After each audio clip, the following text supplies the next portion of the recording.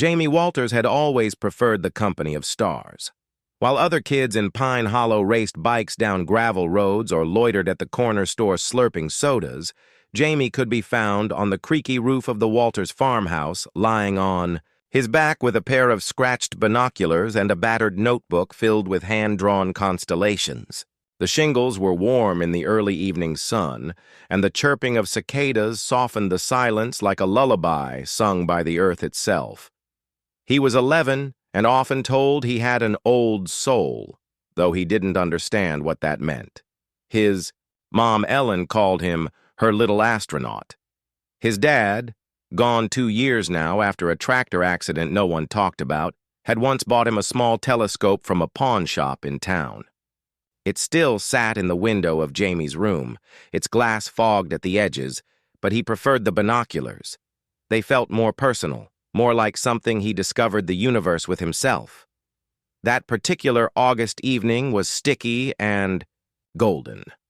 The sun bled into the horizon, painting the cornfield in warm hues that made the stalks shimmer like waves. Jamie lay on his back, propped up with an old camping mat, his eyes fixed on the darkening sky. He flipped open his notebook. August 17th, 1997, he wrote in block letters. Skywatch 142.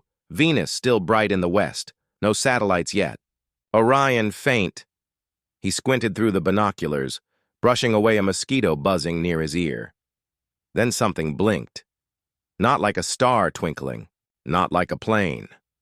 It was a single, deliberate blink of violet light, slow and purposeful, just above the tree line to the east, where the forest met the edge of the cornfield. Jamie sat up. He adjusted the focus and searched the spot. The object was there, a silver disk hovering. It pulsed with color, blue, green, violet. No sound, no wind, just stillness. "Whoa," he whispered. He couldn't look away. His hand trembled as he dropped the binoculars and reached for his notebook, scribbling furiously. UFO, metallic disk, hovering above trees, lights changing. No sound, too low to be plain. It sees me? He paused. Why had he written that? He looked again. The object hadn't moved, but the air felt different, thicker, as though holding its breath. A vibration tickled the soles of his feet through the roof. A strange hum began, low and growing louder, until it resonated inside his chest like a second heartbeat. Jamie's flashlight rolled toward the gutter. He reached for it, too late. It clattered off the roof and into the bushes below. He turned back to the sky. The light brightened. For a moment, it bathed the rooftop in a soft violet glow, and Jamie's silhouette flickered like a shadow in candlelight. Then, darkness, total and complete. By morning, Jamie Walters was gone. No signs of struggle, no signs of flight. His mother found the notebook lying open beside the upstairs window. The last words written in shaky, uneven letters. It sees me. Sheriff Thomas Granger had seen many things in his 20 years patrolling Pine Hollow: barn fires, lost pets, teenagers sneaking into the quarry for late-night bonfires, but never this. The call came at 5:17 a.m. Ellen Walters, panicked, out of breath. "Jamie's missing," she said. "He was on the roof last night. His flashlight's in the bushes, but he's gone. He didn't come inside." Granger was halfway through his first cup of coffee when he got the call. 10 minutes later, he pulled into the Walters' driveway, gravel crunching under the tires of his cruiser. The farmhouse was quiet, sun barely rising over the horizon. Dew clung to the cornstalks like glass beads. Ellen stood on the porch barefoot, arms crossed tightly across her chest. Her eyes were swollen from crying. Granger noticed the door hanging open behind her, keys still in the lock. He didn't. "Come back in?" Granger asked gently. "No. I checked his bed. It's still made. He was on the roof again last night. Like always." Granger looked up. A folded camping mat lay abandoned near the window. An old pair of binoculars rested near the edge of the shingles, but no sign of Jamie. "Can I see his room?" he asked. She nodded, stepping aside. Inside, the house smelled of coffee and dust. Jamie's room was small, neatly kept. The telescope stood by the window like a sentinel. On the bed sat a stack of astronomy books: Carl Sagan, star maps, a weathered copy of A Wrinkle in Time. Granger picked up the notebook lying open near the window, his brow furrowed. "It sees me." He flipped back a page. Drawings, stars, shapes, notes, doodles of constellations. And the last page, scrawled with urgency, "UFO, metallic disc, lights changing. It sees me." He looked at Ellen. "Did Jamie ever talk about anything strange? Lights in the sky? Seeing things?" "He loved space," she said. "Always up on that roof. He told me once he thought something out there was watching him. I figured it was just imagination." Granger glanced back at the note. His gut twisted, not in fear, but in that deep, nagging way it does when something doesn't add up. "I'll get people searching the woods. We'll call the fire department, get volunteers out here." "You think he ran off?" Ellen asked, voice shaking. "I don't know," Granger replied honestly. "But we'll find him." By noon, nearly the whole town had gathered. Volunteers swept the cornfields in long lines calling Jamie's name. The fire department sent drones overhead. Dogs were brought in from a neighboring county. They found nothing. No footprints on the soft ground below the roof. No torn clothing in the brush. No signs of someone climbing down or being taken.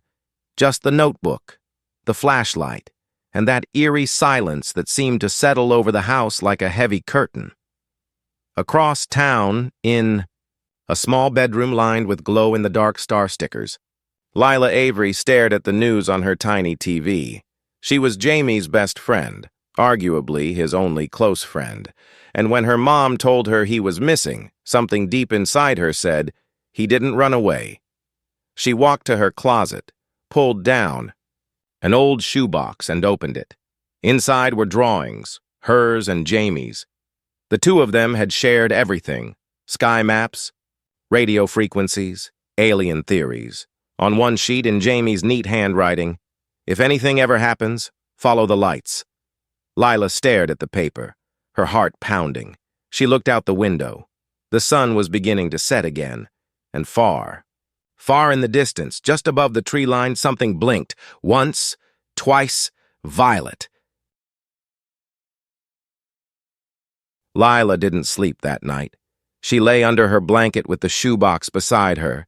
Jamie's old notes spread across the bed like a constellation map of memories.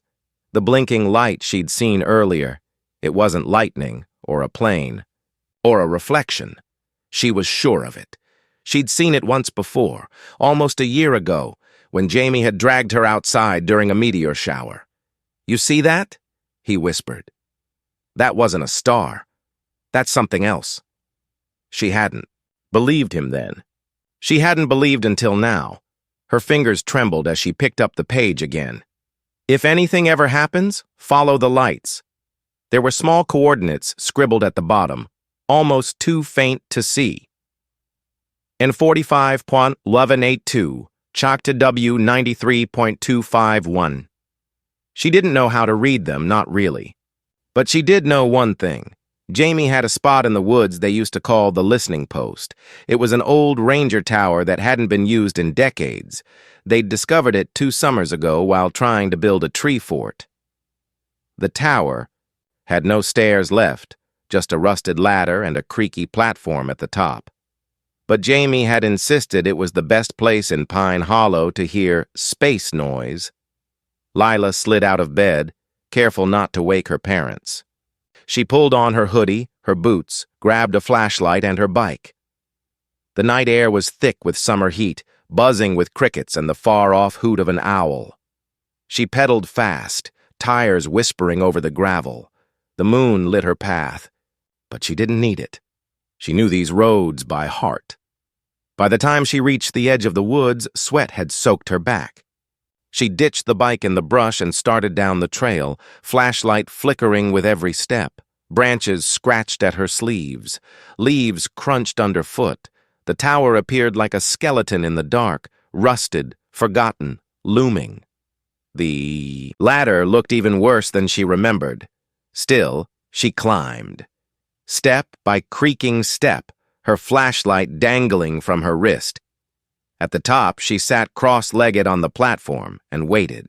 The town lights were far behind her. The woods stretched for miles in every direction. And then, there it was. A light, pale, soft, pulsing violet, just beyond the tree line. She scrambled to her feet, heart thundering. The light blinked again, slower this time. Purposeful, and then her walkie-talkie, an old one she and Jamie used to play spy games with, crackled at her hip. Dead for over a year, she hadn't touched it since last summer. She fumbled it into her hands. Crackle. Pop. Then, a voice. "Lila?" She nearly dropped it. "Jamie? Jamie, is that you?" Static. Then, "It's not safe. They're listening. Where are you? Tell me where you are." A long pause. The static thickened. Then one word. "Run!" The light vanished, and the forest behind her exploded in sound.